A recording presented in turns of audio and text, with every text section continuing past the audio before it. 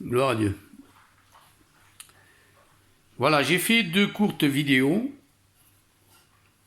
pour démontrer et démentir ce que disent les post-tribulationnistes au sujet de la théologie pré-tribulationniste et au sujet de ce que l'histoire n'a pas seulement dit à partir du 19e siècle, cette théorie et théologie de la pré-tribulation. Maintenant, je voudrais parler de la théologie de la pré-tribulation. Donc je voudrais dire pour les gens qui n'ont pas vu mes premières vidéos que je ne suis pas pasteur, que je fréquentais l'église Vie et Lumière, et que malgré moi j'ai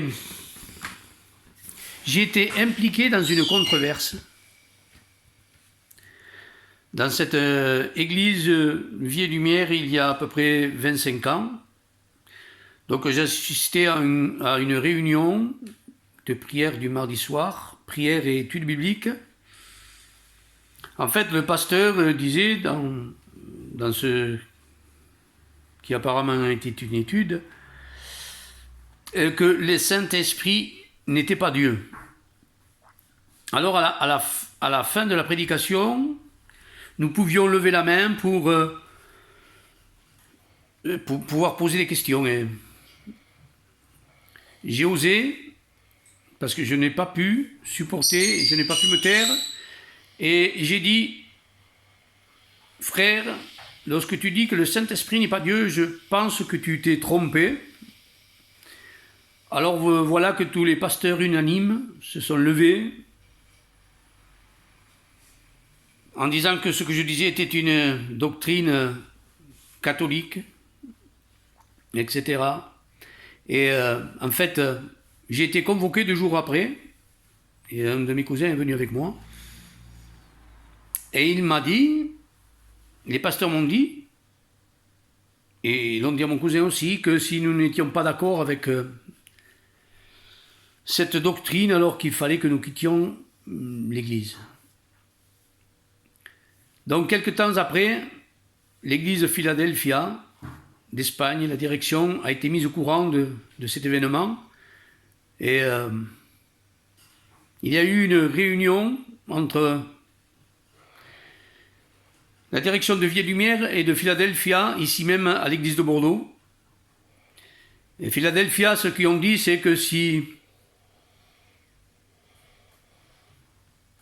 n'acceptaient pas que Jésus-Christ était Dieu et que le Saint-Esprit était Dieu aussi, parce qu'en fait, il n'y est pas non seulement que le Saint-Esprit n'était pas Dieu, mais il disait que Jésus-Christ n'était pas Dieu non plus. Alors qu'ils allaient se séparer. Ce fait est que je ne sais pas quel arrangement il y a eu, ou est-ce que Philadelphie a convaincu ses dirigeants, je ne sais pas, mais je sais qu'aujourd'hui, grâce à Dieu, certains pasteurs de Vie et Lumière disent ouvertement que le Saint-Esprit est Dieu et que Jésus-Christ est Dieu. C'est une théorie maintenant, une théologie qui est ancrée, je pense, dans Vie et Lumière. Tout cela pour vous dire qu'il ne faut pas, je pense, taire la vérité, et qu'il faut dire la vérité là où nous nous trouvons, parce que la parole de Dieu déclare, et Jésus a dit, si vous vous taisez, alors ces pierres vont parler. Dieu s'est servi d'un âne, quand il ne pouvait pas faire autrement, et Dieu peut se servir de n'importe qui pour apporter sa parole et sa vérité. Maintenant, il y a les disciples qui demandent à Jésus, mais Seigneur, pourquoi parles-tu en parabole? Et Jésus de leur répondre qu'il ne voulait pas que tout le monde comprenne. Et Jésus-Christ est le même hier, aujourd'hui, éternellement. Et il est aussi ainsi aujourd'hui dans la parole de Dieu. Il est nécessaire qu'il y ait une révélation du Saint-Esprit qui puisse venir nous éclairer de cette parole. David dira, ta parole est une lampe à mes pieds et une lumière sur mon sentier. La parole est une lampe, mais elle devient lumière que lorsqu'il y a cette huile dans cette lampe. S'il n'y a pas cette huile, la lampe ne peut pas éclairer.